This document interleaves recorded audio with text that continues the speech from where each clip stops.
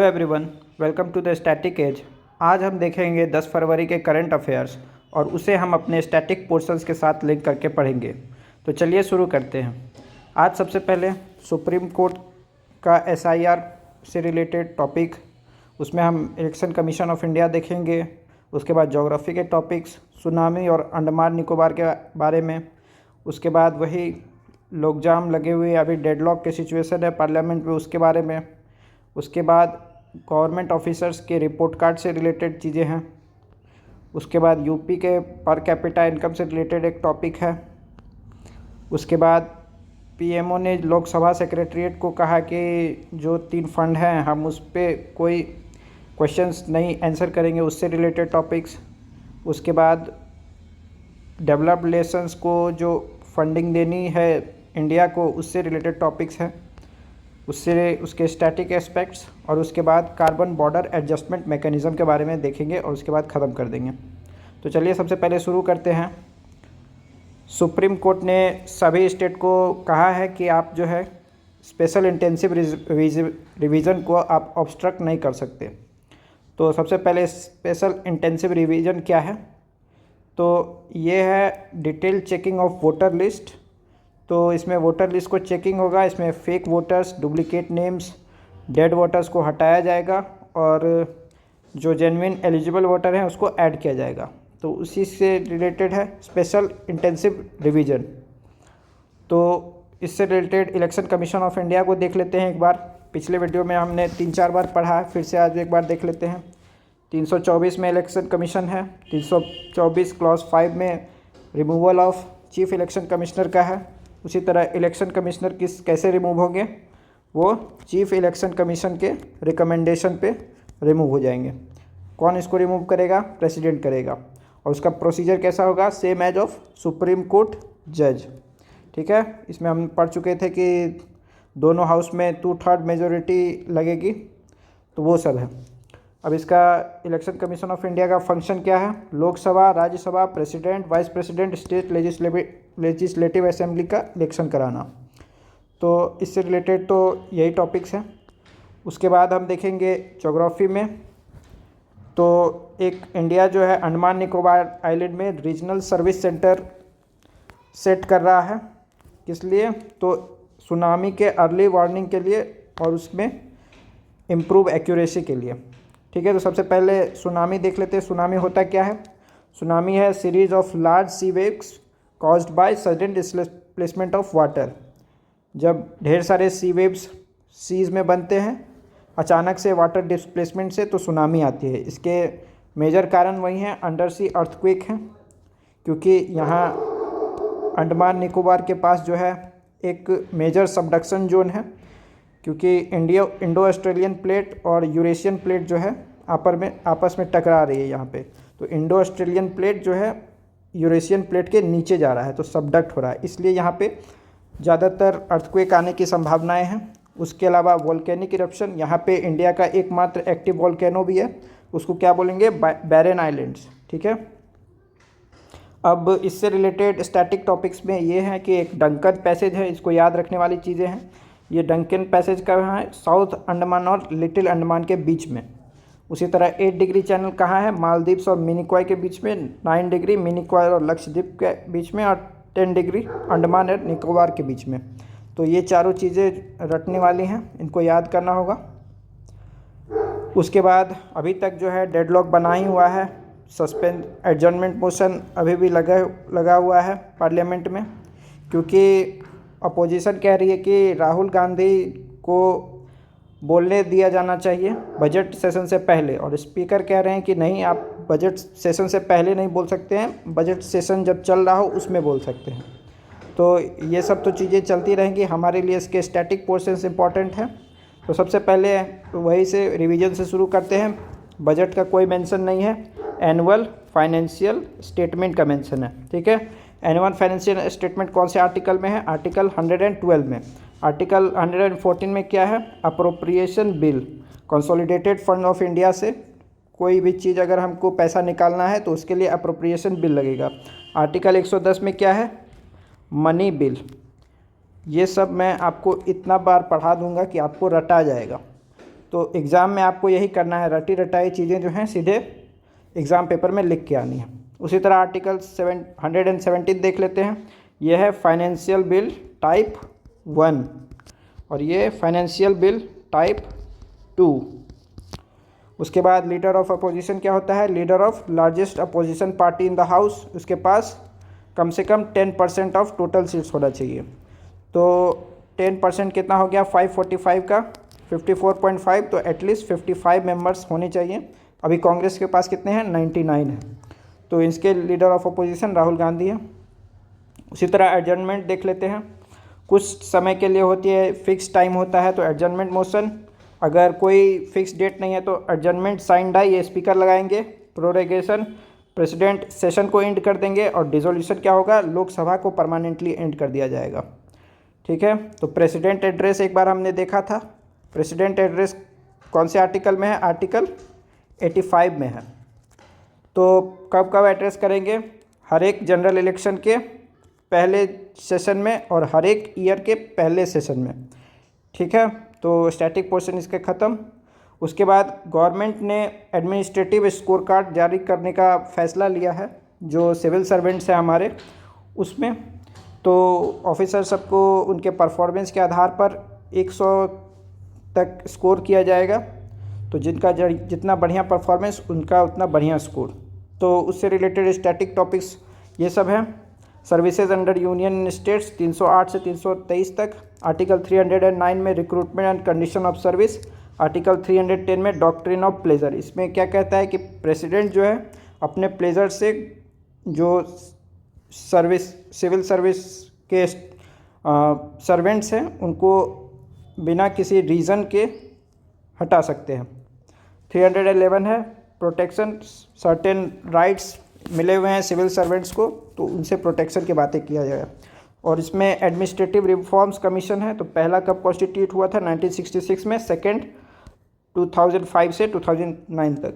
ये इसके चेयरमैन थे मोरारजी देसाई और इसके चेयरमैन थे एम वीरप्पा मोइली साहब। तो इसमें तो अभी इतना ही है। आगे अगर इसमें जो भी चीज़ें डेवलप होते हैं सिचुएशंस, तो उस हिसाब से मैं स्टैटिक्स के टॉपिक्स लेते आऊँगा। अब आते हैं यूपी के पर कैपिटा इनकम के बारे में। इकोनॉमिक सर्वे ने कहा है कि ये पर कैपिटा इनकम डबल हो गया है। तो इसमें 2025-26 तक इसकी जीडीपी 36 लाख करोड़ हो जाएगी और पर कैपिटा 61,142 से 1,26,304 हो गई। अब इसमें नेशनल जीडीपी में भी कंट्रीब्यूशन 9.1% है। तो इसमें तो ज़्यादा कुछ खास मुझे मिला नहीं, बस ये article 202 state annual financial statement. जैसा कि पहला भी बता चुका हूँ, बजट का कोई मेंशन नहीं है कॉन्स्टिट्यूशन में। क्या है? Annual financial statement. तो अब आगे बढ़ते हैं। PMO directive on PM cares. What question can Lok Sabha ask? इसमें पीएमओ ने बताया है कि कौन कौन से क्वेश्चन लोकसभा सेक्रेटरीट पूछ सकती है। तो इसी में पीएमओ ने कहा था, पहले भी हम देख चुके हैं अपने वीडियोस में, कि PM cares, national relief fund और नेशनल डिफेंस फंड, ये तीनों फंड जो हैं ये लोकसभा में एमपीज इस पर क्वेश्चन नहीं पूछ सकते हैं। क्यों नहीं पूछ सकते हैं? क्योंकि ये वॉलंटरी पब्लिक डोनेशंस हैं और इसका relation consolidated fund of India से नहीं है। तो क्वेश्चन कैसे पूछे जाते हैं वो कहाँ लिखे हुए हैं? Rules of procedure and conduct of business in Lok Sabha में। और फाइनल डिसीजन किसके पास है? स्पीकर ऑफ लोकसभा या फिर राज्यसभा में चेयरमैन ऑफ राज्यसभा। देख लेते हैं उसी से related static question. Start question में क्या था कि ओरल आंसर होगा और इसमें सप्लीमेंट्री पूछ सकते हैं। अनस्टार्ट क्वेश्चन है, इसमें only written answer. Short notice में अर्जेंट पब्लिक इंपॉर्टेंस के कोई क्वेश्चंस और 0 आवर में इनफॉर्मल टॉपिक्स पे।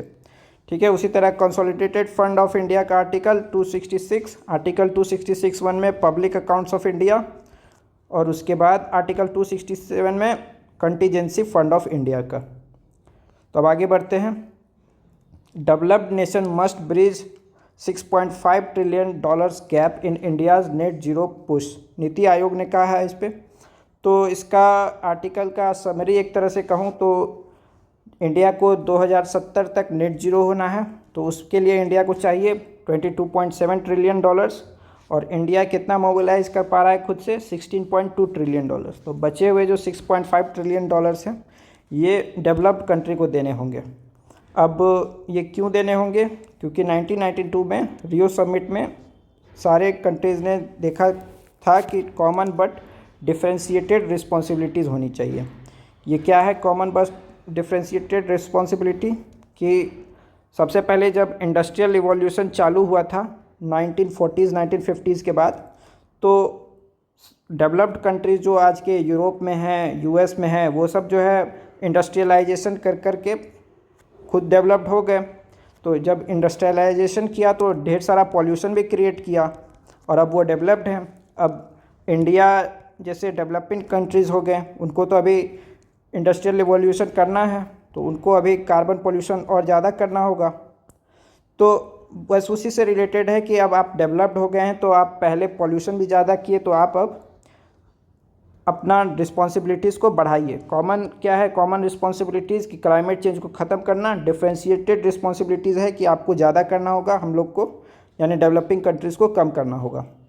ठीक है, अब डेवलपिंग कंट्रीज़ क्या करना होगा, क्लाइमेट फाइनेंस प्रोवाइड करना होगा, लेटेस्ट टेक्नोलॉजी जो है वो, और चीप एक्सेस टू कैपिटल भी प्रोवाइड करना होगा। ठीक है, अब ये इसका नेट ज़ीरो टारगेट एक बार देख लें। यूएस और यूरोपियन यूनियन का कितना है, 2050 तक नेट ज़ीरो कार्बन एमिशंस करना है। चाइना के लिए 2060 और इंडिया ने 2070 में करना है। तो एक बार रियो समिट देख लेते हैं।